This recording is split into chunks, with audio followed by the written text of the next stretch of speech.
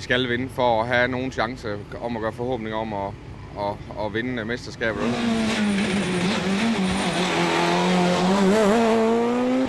Det var meget, meget udfordrende at komme ud og køre på sliksdæk derude.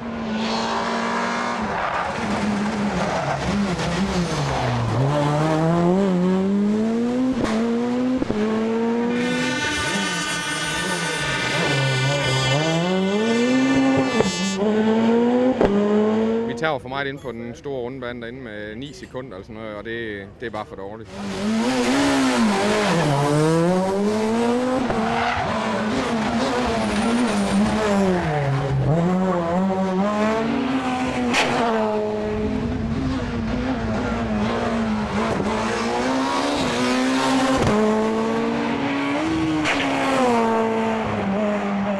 Vi er lidt foran nu, men det har vi været før.